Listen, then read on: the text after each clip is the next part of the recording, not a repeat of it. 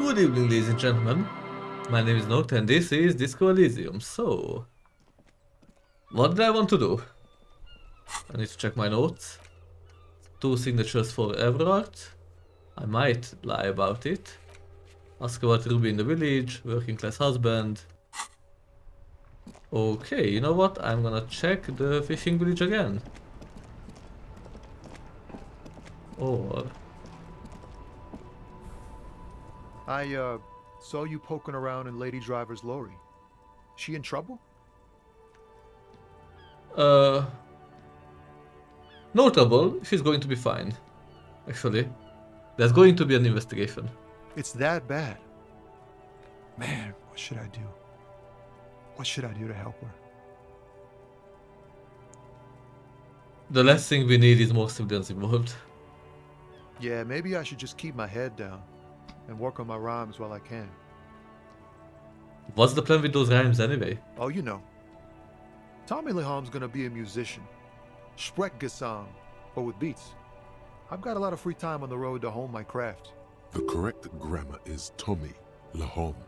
Why Tommy Lehome? Tommy Lam was taken. My real name's Jerry Lafitte. Tommy's way better. It's more him. Alright, I had another question actually. The man taps his fingers rhythmically against his arm. Never mind, that's all, goodbye. Can't wait to get back, Kim. Wait, do I have anything to replace the ball I fucked up for them?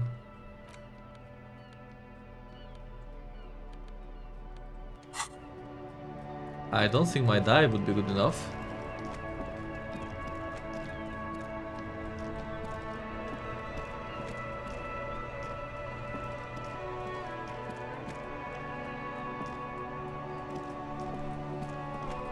It is such a pleasure to... Vigilance officer, what can this old carabinier do for you? René, I found your guard booth. Yes, the Debardeurs Union pays me to stand vigil during the night. Not out of any political allegiance, mind you. I'm an old man. Don't sleep more than a few hours every night anyway, and money is tight. He adds with a slight sigh. He feels like he has to justify himself for some reason. You must have seen something on the night of the murder. Your booth looks right into the yard. Yes, it does. Unfortunately, I wasn't working that night. Been on a 2-week leave since last Monday. Hold on, why are you on a leave? It's a private matter. Nothing to do with your investigation. You see, officer, René is the kind of man would rather die than admit he needs medical assistance or, God forbid, sick it.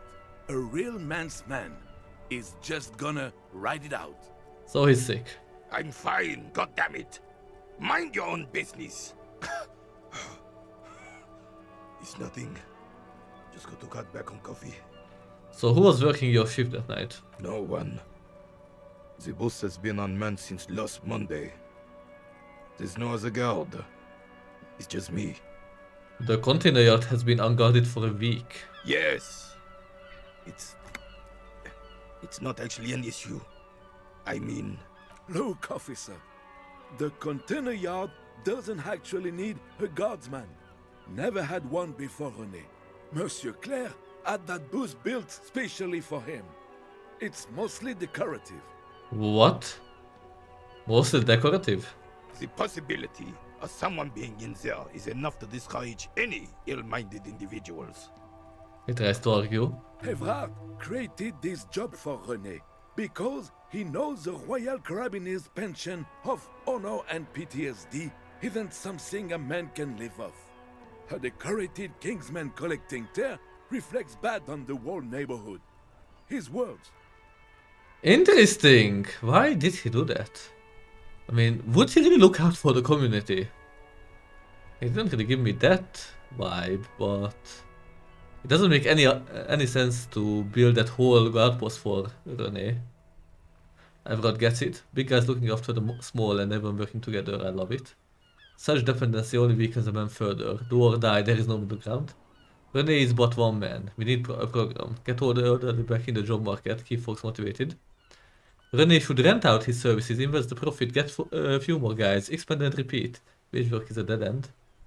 There's absolutely nothing wrong with tire collecting. It's my sightseeing too. Proudly hold out the tire bag. Everyone gets it. Can we conclude the topic of my guard boost now? Yeah, got it, thanks. Yes. Like I said, it would be up anyway, so might as well keep an eye out. It keeps my senses sharp. I saw the statue of Philip III near the roundabout. Ah, yes. King Philip III on his steed. A reminder of what Revachol once was. Oh, absolutely. At the mercy of a cocaine-snorting tyrant who emptied the treasury so he could sleep on a bed of gold. A superpower, feared and respected. A testament to what this country can be under the leadership of a true king. Someone who knows how to rule. How should a true king rule? Decisively, without fear of offending the sensibilities of the frail and weak-minded among his subjects. This is something the insurgents never understood. Seems to me a leader should take care of his people before himself. Powerful leaders, not afraid to do what must be done, that's what this country needs. I'm not sure how I feel about that. Seems to me a leader should take care of his people. A nation is only as strong as its leader. That's why it was such madness to try to... Don't get started on that again. What happened, happened. There is some weariness in his voice now. He's heard this rant many times before. The carabiner doesn't reply, but his entire being communicates unbreakable resolve. What was that about cocaine? Oh, old Philip was a big fan of the purple nose candy the nobility loved so much. A cocaine connoisseur of sorts. His egocentricity is borderline legendary. You can't even take responsibility for yourself. How could you fathom the responsibility weighing on the shoulders of a ruler? Yask obviously annoyed. That's why the Philippian kings use cocaine. For clarity of vision. To aid in their work. Regnum cocainum. Revachol's finest years. He seems to grow taller, brimming with pride about the past. He used cocaine for clarity of vision. Philip III was even brought into this world with the help of cocaine. The court medic administered a dose to his mother when she was in labor, and it is well known that with the help of cocaine, only the purest, of course, he was able to connect with higher realms. Higher realms. Of course, it all makes sense. Does it? He's just making excuses for the king's habits, isn't he? What was it about higher realms? Sounds interesting. It's really not. Please, do spare us the cocaine fairy tales. Alright, let's talk about something else. Right. Do Maybells mean anything to you, René? I prefer the old name, Insulindian Lily. Girls brought them to young cadets when they entered service. Wearing them on your cap was supposed to bring good luck. Hold on, is this a royalist military tradition? It used to be. But the communards were fond of them too. Call them revolutionary flowers. Bells of the revolution. Did they bring you good luck? You know what? No. They brought me misery. False hope. And disappointment. The revolutionaries sullied them. But it wasn't the revolutionaries that sullied the ID for you, was it? She gave them to me too, and your jealous little heart just couldn't accept it. Enough! I can go over these matters in detail with you, Gaston. But not while we have company. So, officer. Thank you for your time. Gaston, can you add anything to this? It is such a pleasure to... Sure, Union, officer. nothing, Thank you. never mind. Okay, we got some more information about the flower we have. Wait, didn't I want to check something in my inventory? Nah, I don't think so.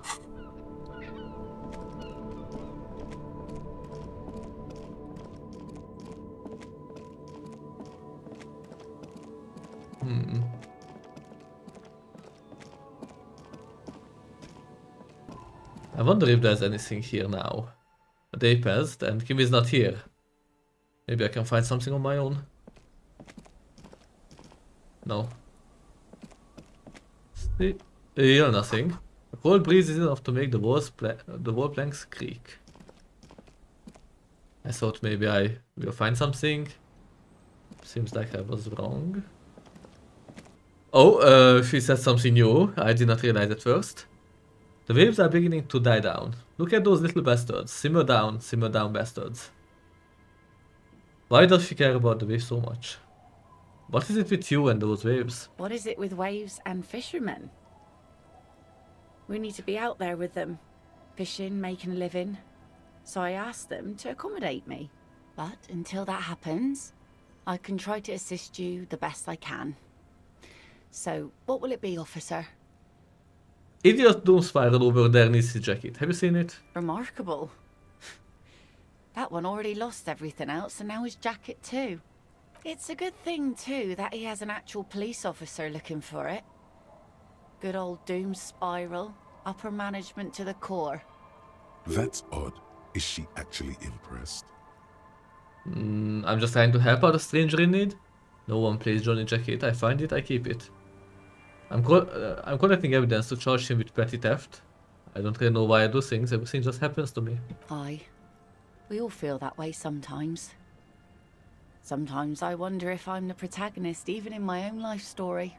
A gush of sadness suddenly washes over her. Well, sorry to break it to you, but it is me. Anyway, I looked near the fish market north of here on the boardwalk. Drunks are drawn to markets for some reason. Was there something else? That's my motor carriage in the sea, by the way. Point to the sunken vehicle. Oh, that's good to know, I guess. Why is it in the sea? I wasn't feeling it. It was an accident, I'm sorry. I got drunk and apparently drove it in the sea. No official investigation has been launched by me to determine just that, ma'am. I got drunk and apparently drove it in the sea. This calls for a funeral, if you ask me. You are suggesting we are now the carcass of my former motor carriage? No, that sense the sentimentality. Inanimate objects don't have souls. I'm actually in the middle of a murder investigation right now. They're suggesting we honor the carcass of my former motor carriage. Aye. Feels deserved, don't you think? Falling in the line of duty like that and all? What an odd thought. Maybe I should. Quite odd. Our things are a part of our life world. They're made with our human sweat and they share human history. We should care about them as we care about humans. To some extent, at least. Life world. Someone's been reading up on last century Gotwaldian philosophers. Play it cool now. Alright, I mean, but organizing a funeral takes a lot of time and effort, doesn't it? Oh yeah? You won't even be able to get it out of the water before early June. And where are you going to bury it? Who to invite? What music to play at the wake? Take it from someone who's been through a few funerals. It's easiest to just leave them there and let nature take care of it. It's going to be quite a few years before nature is able to completely take care of a motor carriage. You could always come back in a few months and see if you still want to give it a proper send-off. It's a pity we don't get to do more frivolous side activities like rejuvenate the doomed commercial area or... I understand, believe me. I really do. I think about all the frivolous side activities I could be doing every time I go out there with my nets. But daydreaming is a rich man's game. At sea, you can't afford to be careless and dream. Anyway, what are we talking about here again? She needs to go on a date with another drunk, badly, oh no. I'm looking for someone else actually. Oh? Who? A working class husband. Yeah, I'm not really looking for that anymore. Not much into the middle class ones either. Could do with some landed gentry, but apparently they don't make those anymore. And the husband isn't for me, I'm looking for him for his wife. I wish I could help you with that, but I haven't seen your working class husband. Maybe I can help you find someone else. She seems genuinely sorry for not being able to help you. I'm looking for a suspect who might have stayed in this neighborhood. Okay. When did this person stay here? Very recently, over the past few days. She might have arrived on Friday. Oh. I've been out on the sea for most of the past week. The weather's been good for fishing, so I usually start at 4 in the morning. Really? Yes, that's the optimal time. Got to make the most of the calm. I've been sleeping like a corpse after. The sea really takes its toll. Now I'm just waiting for the wind to settle to get out there again. Sorry I couldn't help you out. Maybe I can help you find someone else. Well, no, you Really? can't. Are you sure you're not also looking for Nadia Harnancourt? Or Ignis Nielsen? Or the great lost city of Ace under the waves? I'm looking for a lot of stuff, ain't I? A lot of stuff. Yeah, that's what ghosts do. I guess so. It doesn't feel like a lot to me. I could be doing more. Maybe there's someone missing from your life. Oh, there's plenty missing. But that's too much for even an eager terrier like you to handle. Although you seem very thorough. Tell me, instead, is there something else I can help you with? I was asked to get your signature. Hand her Everard's envelope. For you? This says by signing, I agree to living with construction noise. What exactly is the Union building? Everard's planning to turn some of the village into a youth center. What a nice idea. Wouldn't have thought that. Her voice trails off. She sounds incredulous about the niceness of the idea. So what exactly? That Everard and the Union have nice plans for anything. I thought they only cared about themselves. Well, I guess Union members have children too. And those members have a vote when electing the head of the local chapter. Oh. So will you sign it? Aye. Why not? Fine. Here you go. Thank you. Wait, why did you sign it? I shouldn't have. I mean, it's Everard, so it's probably a mistake. Probably, but it is a youth centre and I have children. Got to give them something else to do.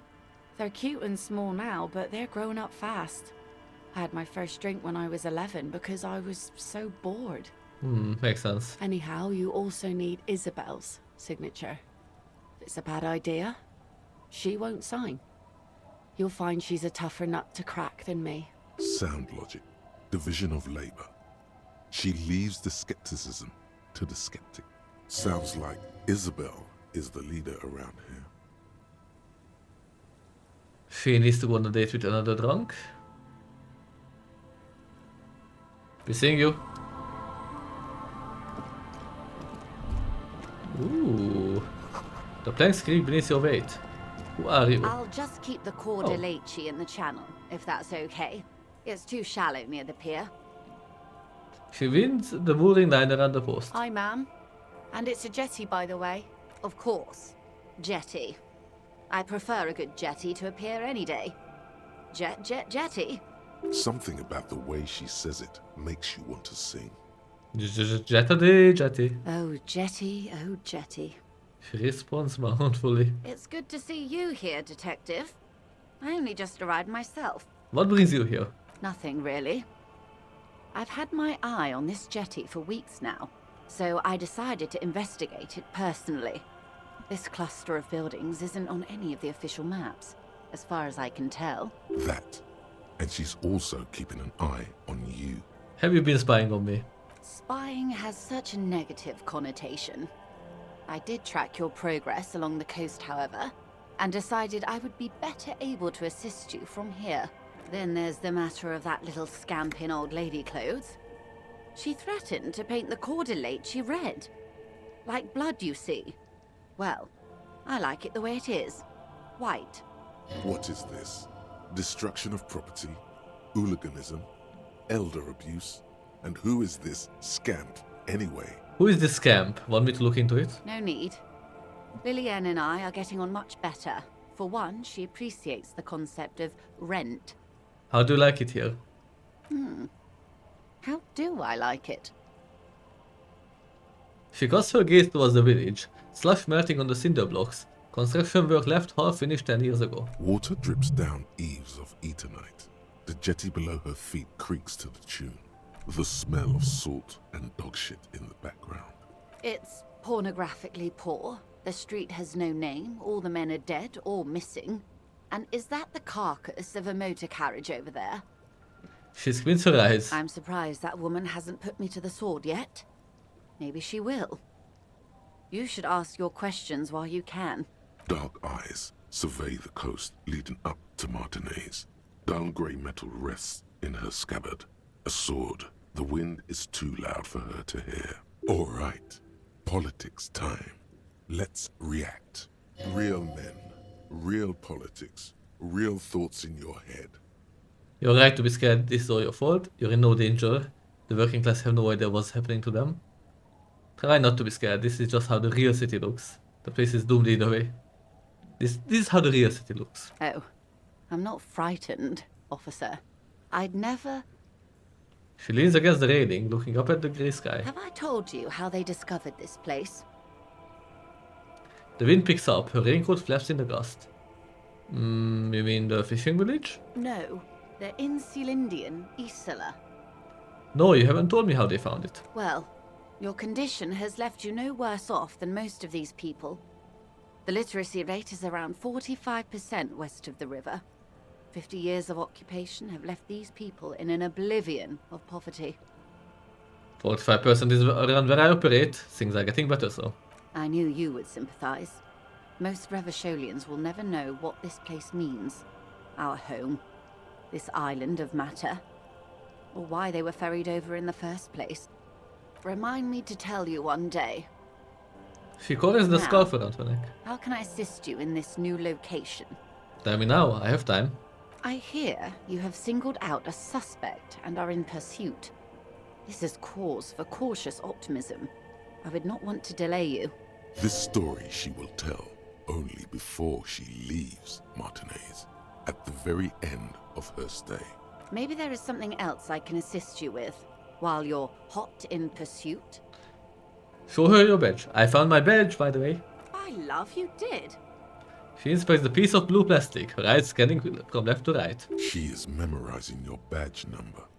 Pleased to meet you, Lieutenant W. Freighter Dubois. I am glad to see a man of high qualification. The situation is precarious. What can I help you with, Lieutenant Freighter? Thank you, that's all for now. Okay. Now she believes me even more, which is useful. Oh, I'm doing the Jamrock shuffle.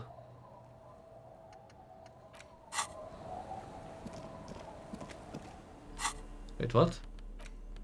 White envelope. A white envelope with a stamp attached to the upper right corner. Handed to you by Everett Clare. Inside are some legal... Oh yeah, okay, Take this. the legal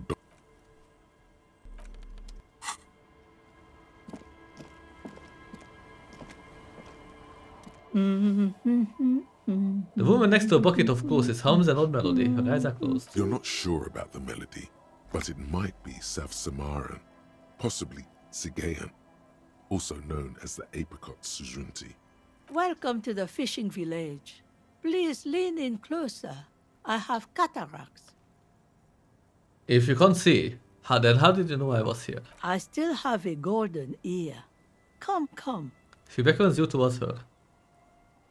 Let's lean forward. Oh, welcome, police officer. We don't cause any trouble around here. And we don't want any trouble either.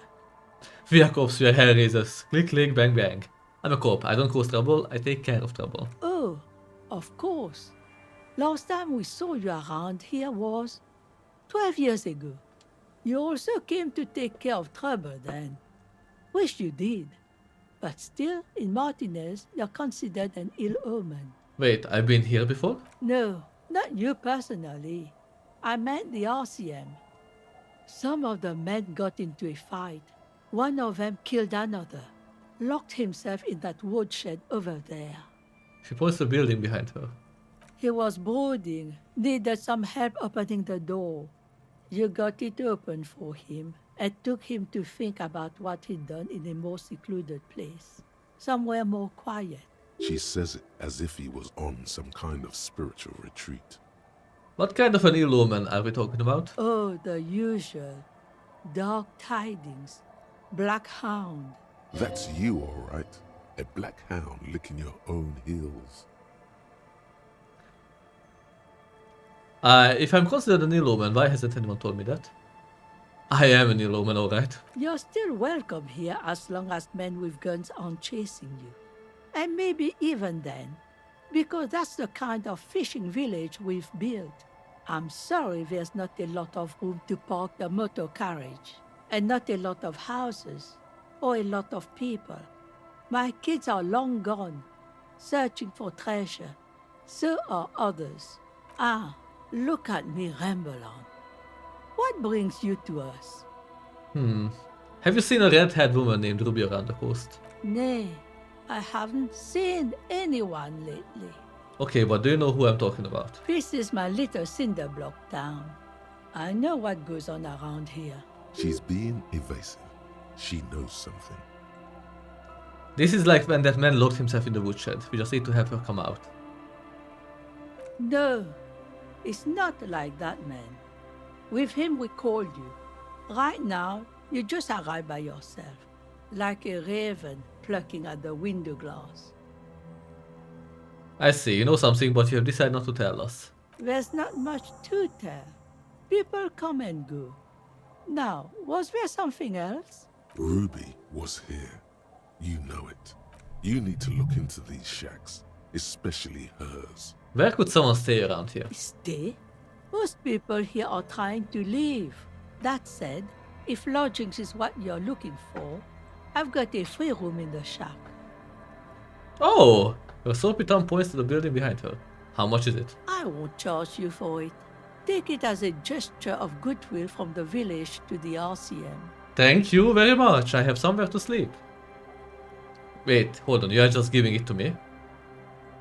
No one is using it, and God knows it's not much anyway.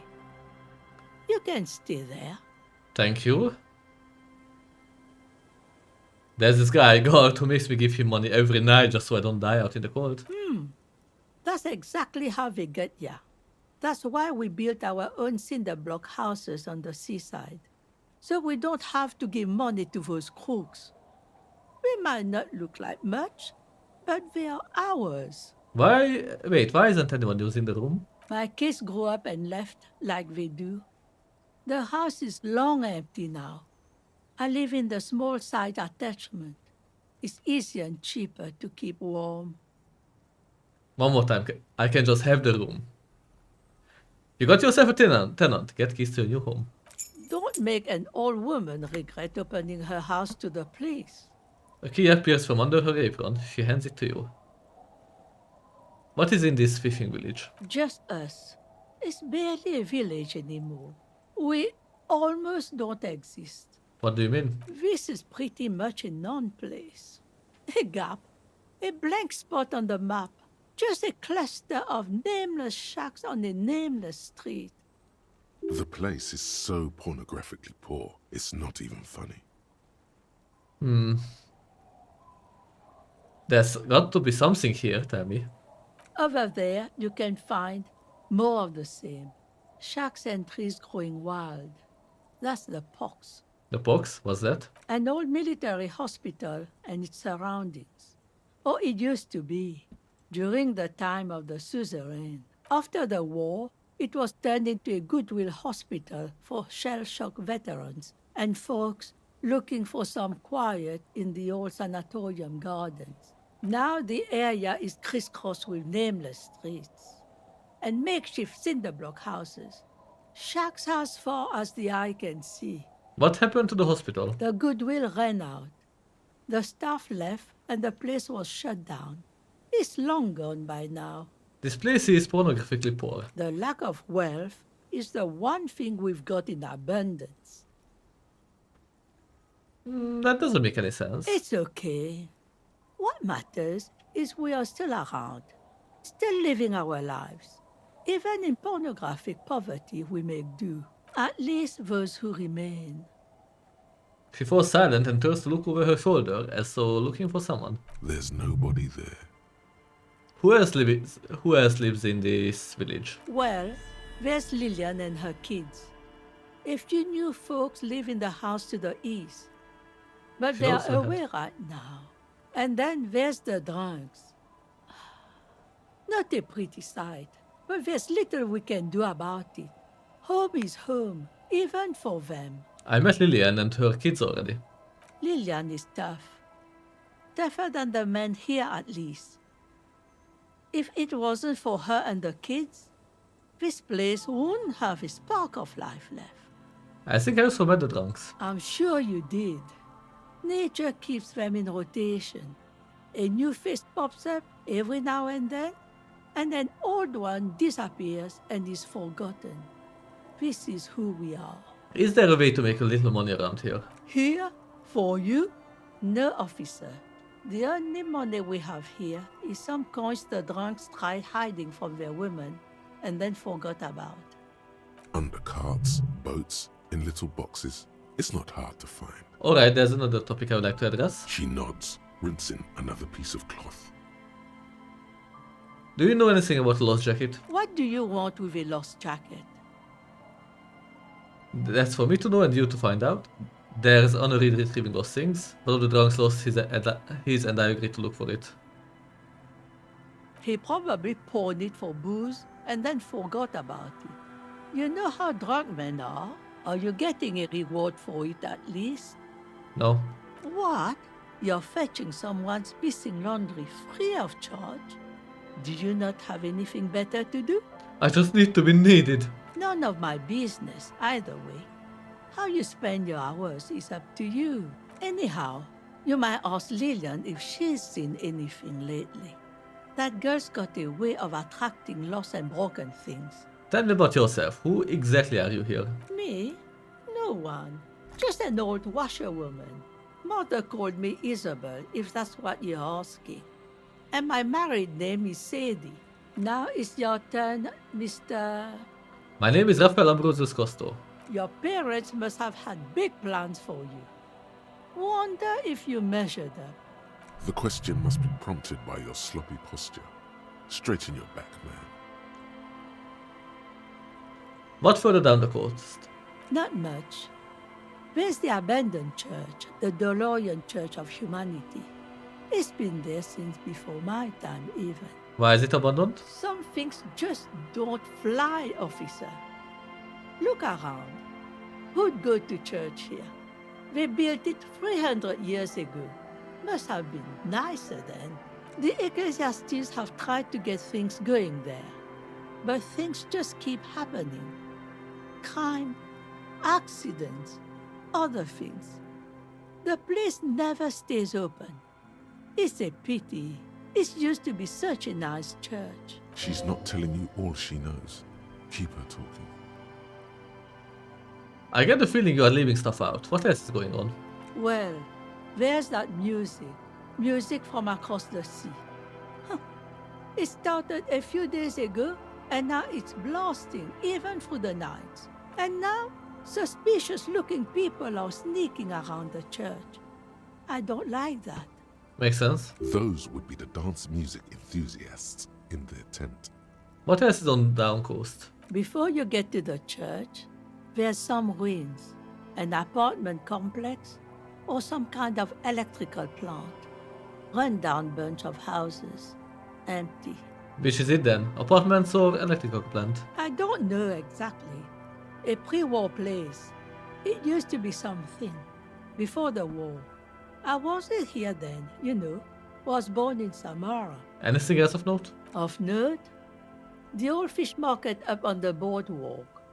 But it's closed. Who'd want to come to a fish market here? No one. That's why it's closed.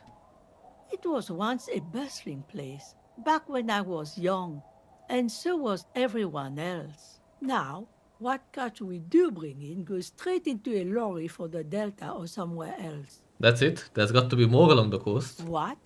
You're one of those real estate people with big plans?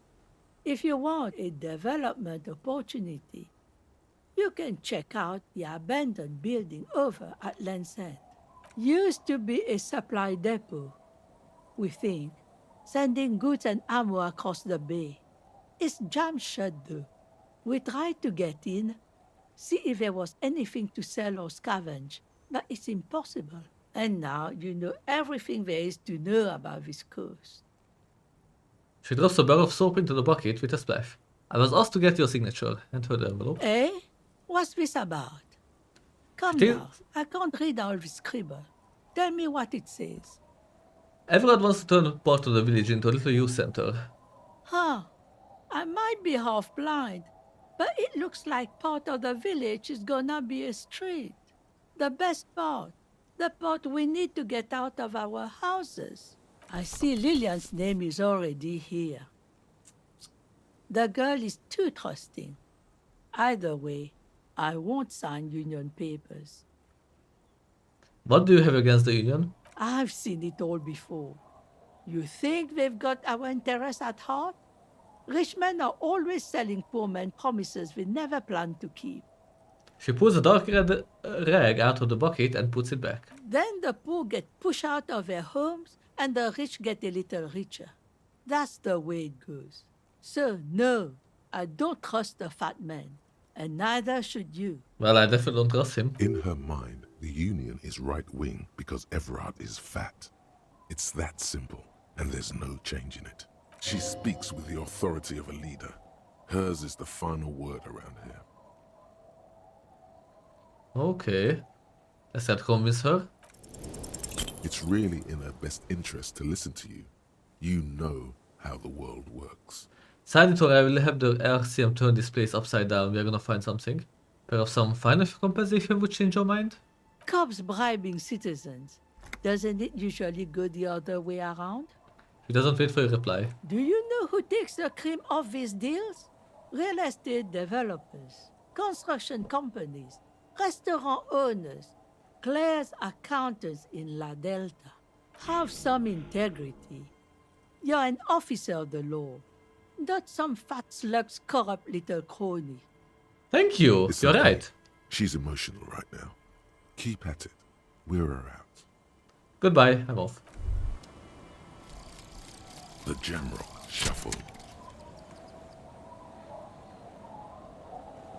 In a way, yes, you are treasure hunting.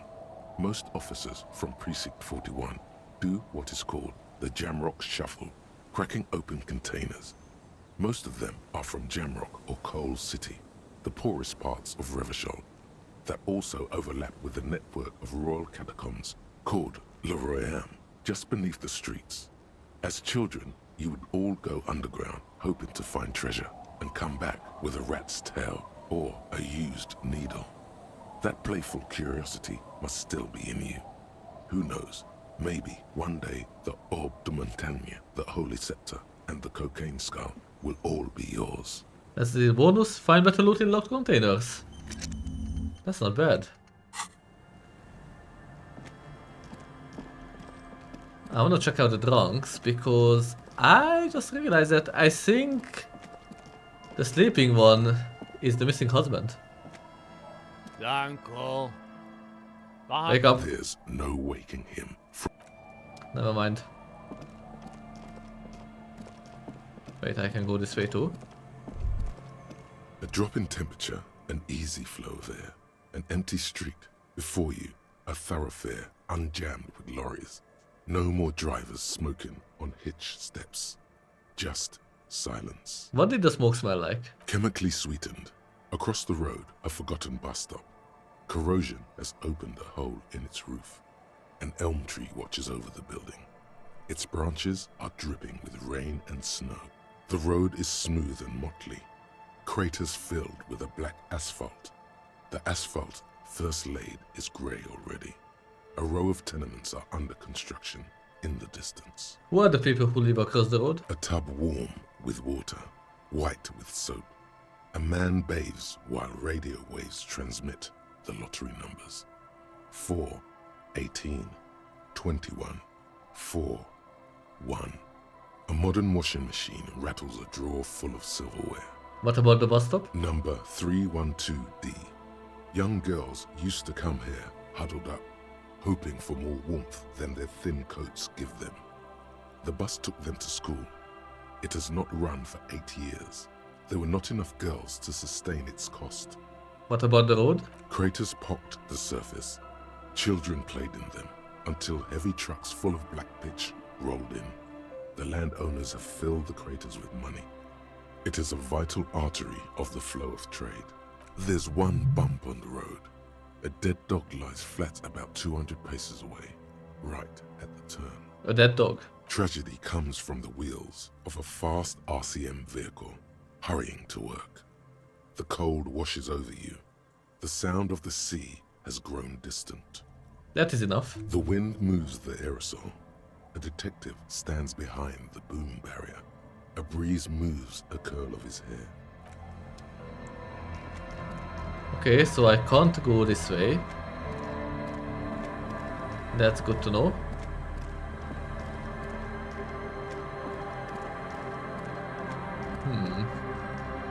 I wonder, can I find anything else?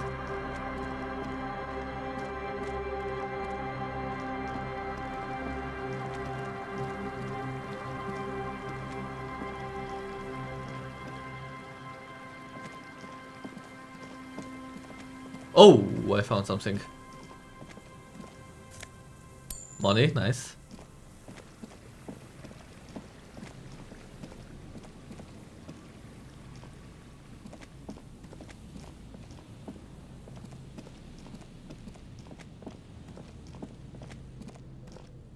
Aren't you the Cryptozoologist? Ooh, nice level up.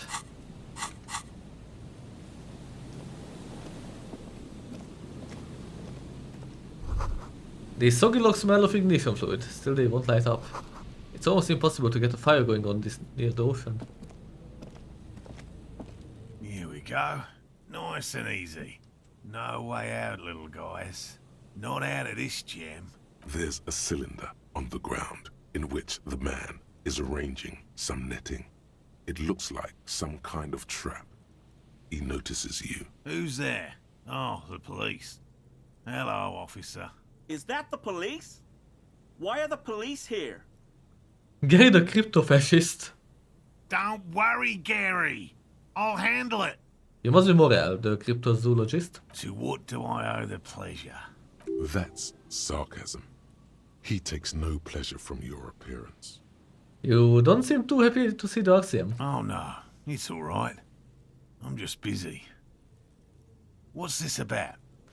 Lena sent me. She's been really worried about you and is waiting for you to get back. Ah, of course. Thank you for passing along the message. That damn water lock is broken. And we can't go all the way around the 881. The 881 is a raised motorway that separates Martinez from Jamrock. The labyrinth of streets underneath it makes it difficult to pass. Not like walking over a nice water lock. Yeah, that was me. I broke the water lock with my motor carriage, but it's fixed now. You can go back. You broke the water lock with a motor carriage? But there was a billboard in the canal. Not a vehicle. It said Samaran Butter. No, it was all me. I caused your delay and I'm sorry, but you can return now. Did he say we can go back now? Yes, Gary. We can go soon. If you see Lena, tell her I won't be long. I just have to do one more round. See if the phasmid has taken the bait. Then we're going. He refers to a bit of netting that has come loose in the wind. Lena seems pretty eager for you to return. And I'm eager to return to her, I assure you. But I can't leave before we finish with these traps. My wife understands that just as well as anyone. He looks south where Lena would be. Come on, Morale. We've been soaking out here for days. It's time to go back. And leave the traps? Absolutely not. I won't let Lena down. Come on, she wants us back. I'm soaked up to my nuts over here. We'll both catch reed crabs if we don't dry out soon. I didn't know the phasmid was so important to Lena. Of course it's important to her. She's seen it. A verified sighting, on record. One of only 4 this century, and it's hers. Really? She sighted the phasmid? You didn't tell me that. Yes, that's how we first came to know one another, in fact. But that's her story to tell, not mine. Jacobs then continues. Needless to say, you must ask her about the mysterious phasmid. Suffice to say, it's long been our dream to find proof of the Insulindian phasmid together. I can't abandon course now. Maybe you could go back to the whirling, warm up, come back to check the traps later. No, no, no. The traps need to be monitored on a regular schedule. What would we do if the Phasmid were to starve while we were sipping tea at the hostel? He's dead set on this. I could go for some trap setting. Tell me about this Phasmid you are looking for. Well, first of all, it's damn difficult to find, which is why we've been knee-deep in the reeds laying traps for it. What makes it so difficult to find? Good question. Being a Phasmid of the order Phantasmodea, a ghost insect, it disguises itself as plant matter. In this case, the reeds. Awful lot of reeds around, aren't there? Yeah, you are right about that. And I suspect it may have also developed other specialised techniques to protect itself from predators, or scientists, in our present case. What sort of specialized techniques is the Phasmid using to hide itself? It's my hypothesis that it has evolved certain electrochemical defences that allow it to interfere with animal perception, impeding pattern recognition, confusing the visual cortex. But I cannot describe how these defences work, much less how they evolve, without studying a live specimen. Yes, it makes perfect sense. You're beginning to suspect there's something paranatural about this Phasmid. How big is this Phasmid? I'm expecting it to be quite giant. One known species of Phasmid, called the Megaphasmodea zoensis, is about the size of a grown man's forearm. So, He leaves the conclusion up to you. Seems puny, to be honest. Why are you so interested in this stick bug? It doesn't seem to be as colorful as some of the other cryptids I have heard about. Typical rookie assumption. Insects are much more sophisticated creatures than those unversed in zoology give them credit for. Even simply catching a glimpse of the Insulindian Phasmid would be the apex of of any cryptozoologist's career. But to study it and its defences, find out how it stayed hidden so long. What have you discovered about it so far? Very little, I'm sorry to say. No one's ever captured a specimen, so all our information is based on first and third-hand accounts. So no one's ever found one. Not yet. That's what makes it a cryptid. But if no one can prove it exists, how do you know it's real? I know it's real. The cryptozoologist says, brusquely enough that even he seems taken aback by it. It's clear that his obsession with the Phasmid is driven by something more than the pure pursuit of scientific advancement. Oh yeah. By which I mean, I've heard enough first-hand accounts to believe quite firmly that the Insulindian Phasmid is more than mere superstition. Lina said there has been a sighting of it here in Martinez. Yes, the most recent sighting was by a couple of teenagers along the coast here. That's what brought us to Martinez specifically. It's the first credible sighting in several decades. Admittedly, it's an unusual location for this species, but with all the sewage runoff upstream, it probably doesn't matter much anymore. Maybe the Insulindian Phasmid has died out? I have to resist the thought. Such an extraordinary creature is doubtlessly highly resilient. After all, it's generally thought to be capable of parthenogenesis. What? He means asexual reproduction.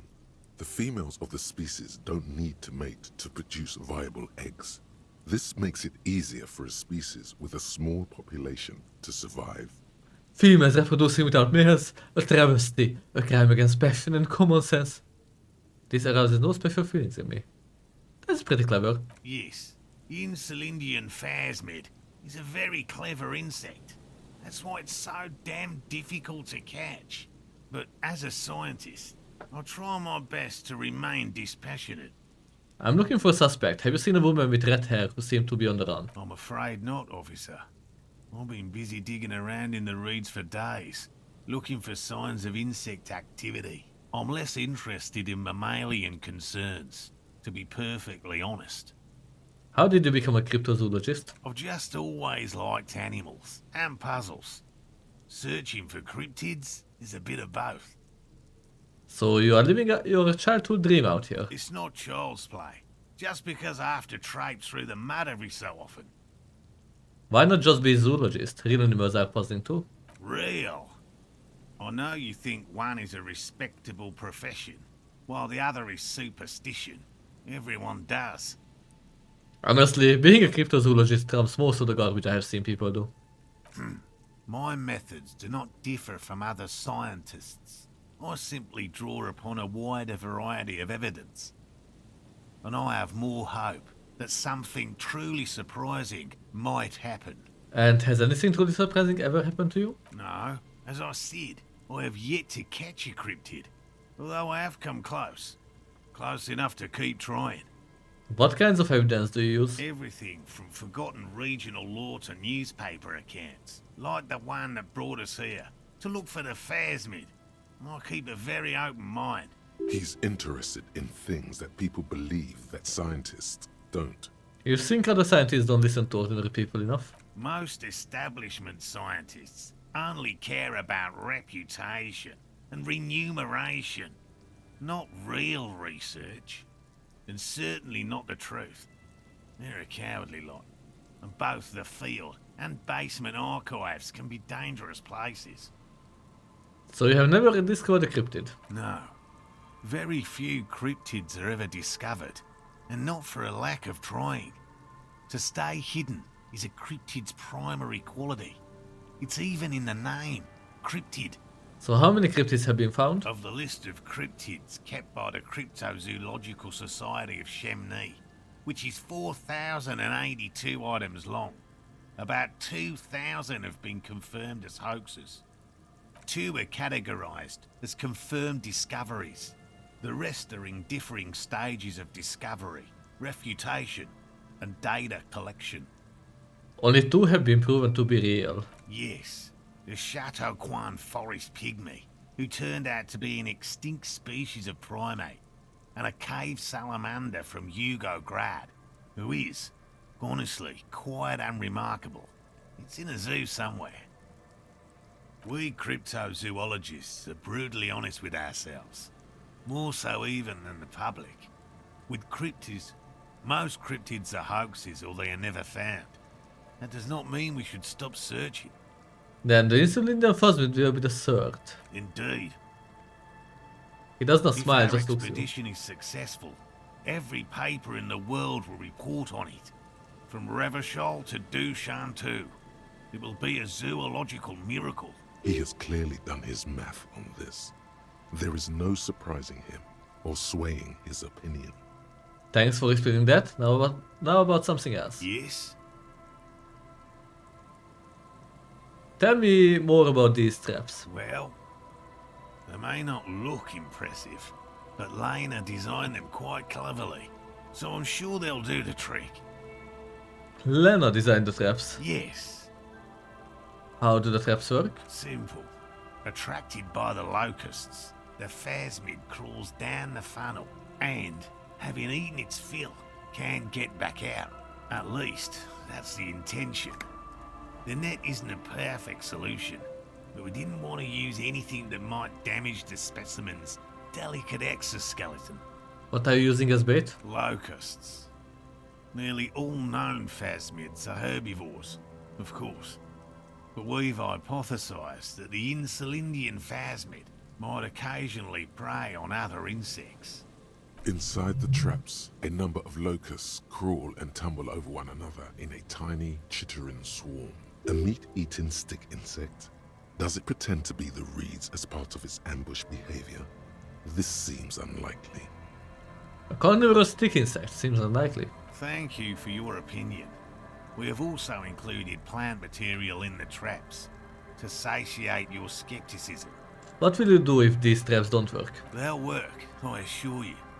The predatory hypothesis, using locusts as bait, accounts for the failure of previous efforts by other teams, which use plants. We have given this some thought. The traps do seem to be deftly and thoughtfully constructed. It's clear the cryptozoologist's wife knows what she's doing. Let me ask you about something else. Yes. What? Let's talk about specific cryptids. All right. What cryptids precisely? I usually discuss these things with specialists, so I don't know what. We would have to discuss. He wants to say, but decides against it. You need to ask him about specific cryptids. Cryptids you've heard about from Lena, or his friend Gary. He won't just talk. Which cryptid did you almost catch? You said before that you almost caught one. A willow person. It's a long story. One non-specialist would find rather dull. Willow people? Not at all. What are willow people? They're not people, really. Some argue they aren't really animals, as they seem to have evolved directly from trees. He says it in a self-explanatory, everyday tone. They're very, very thin, almost flat in fact, and can camouflage themselves easily, wrapping themselves around trees and blending in with the tree bark. In that way, they're not too dissimilar from the phasmid we're looking for here. Wait, so I may have seen these willow people without knowing it. You probably have. How did you almost catch a willow person? Harry and I painted an entire grove's worth of trees in slow-drying paint. It was a bright lavender colour. I was hoping one of the willow people would get paint on it and not be able to camouflage itself.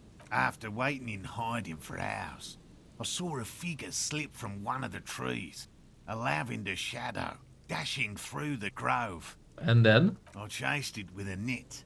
Not very elegant. You can't be elegant in the field. And, well, it was faster than me. A lavender shadow? I know it sounds like we were snacking on funny mushrooms, but I did see motion and colour. Mine is not a confirmed sighting of a cryptid, however. Much goes into verifying these things, and my account comes short of a few standards. He makes it a real point here to sound falsifiable. And Lena's sighting of the phasmid, is that? Confirmed.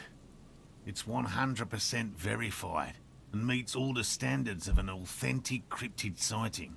I know about the most dangerous cryptid, the Nomophageroma. Formerly the most dangerous, yes. But do you know the most dangerous living cryptid? He doesn't want to make it feel like you knowing it is some big deal. Living? No. The most dangerous cryptid is a carnivorous ruminant, known colloquially as the dread moose. The dread moose? Yes. The dread moose subsists entirely on flesh. It has even been known to dig up fresh graves in search of sustenance. Hold on, does it also attack people? Human remains have been found deep in the forest, torn apart, then trampled into the mulch by large hooves. Infer from that what you will. Okay, what does the dread moose look like? Just like an ordinary Arden moose. Then how can you tell if it's ordinary or the dread kind? You can't. That's what makes it so dreadful and hard to identify. What? A moose that looks like any other moose. What's going on here? He's kidding, right? I'm not completely sure about this dread moose. The bodies found in the forest are just one piece of physical evidence. There's more. What's the other evidence? The recent surge in the moose population has hidden carnivores. The dread moose are effectively removing competition for both themselves and their evolutionary cousins. But why would it need to hide its carnivorous nature? Moose are already being hunted for sport. Can you imagine what would happen if they came to be viewed as predators? What exactly is the relationship between carnivorous moose and regular moose? The carnivorous moose are a very young species, the result of a genetic mutation that fared well in the process of natural selection. It makes sense that such a majestic animal with natural weapons, antlers, would come to rule the forest. The only strange thing is that it took so long. Are there any reliable eyewitness accounts of moose killing other animals for food? One slaughterhouse at the outskirts of the woods in Vasa reported that its staff kept seeing moose in the distance. The moose would just stare at the building, as though they were waiting for something, its eyes bloodshot and full of cruelty. That does sound suspicious, I guess. Let's entertain him. And that's not all. Some of the slaughterhouse apprentices went hiking by a nearby creek and saw a moose nibbling on an unidentified carcass. This isn't something unique. Various species of deer have been known to scavenge when plant food is scarce. Anyway, there is more than enough evidence to justify a thorough search for the dread moose. Let's close the subject before it turns into an argument. Here is a man who has had more than his fair share of heated arguments and would, surprising as it may seem, prefer not to have any more. I know the biggest cryptid, the giant of Kokonur. That's impressive, I guess. But have you seen it with your own eyes? No. Have you seen it? I haven't had a chance to travel to Kokonur. No. And I likely never will. The Samaskill desert region has been embroiled in a small civil war for the last 8 years. I fear this mindless barbarism may have wiped out the elusive creature entirely. Sightings of towering luminosities have grown rare recently, while they once used to be constant. Yes, sightings of mirages are constant. A mirage is a constant phenomenon that people have no time to report when a war is going on. Yeah, that makes sense. It remains unclear what this has got to do with you seeing it, as he was inquiring before. He was just being defensive. I know about Cryobacter catlensis. Oh, everyone knows about that one, thanks to Professor Mijanu being the talk of the town for a time. He coughs in his fist. Although, probably because her life ended as a result of her work in Gutler, no one remembers her contributions to the search for the Nongok. Nongok? A flightless cursor owl found in the Seminine Isles. Its long legs permit the Nongok to run faster than any other avian. Perhaps any other animal. Who knows? When it's not hunting its prey in this manner, the Ock hangs from tree branches, like a bat, waiting to dive on hapless prey below on the jungle floor. Mijanu liked extreme animals, you see.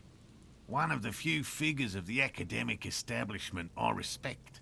Really a shame she disappeared. When did she disappear? Oh, decades ago. In the 30s. I didn't know her personally, of course. The chasm of academic pretension still stood before us, even though she had unusual courage for someone from the other side.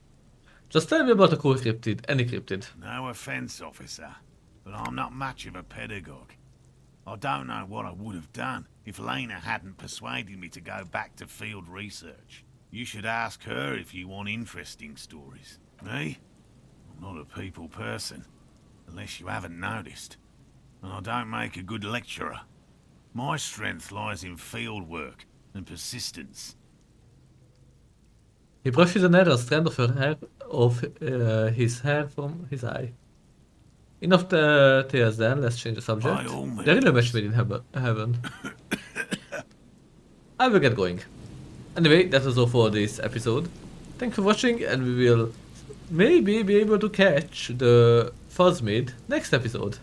Maybe. Hopefully. Bye.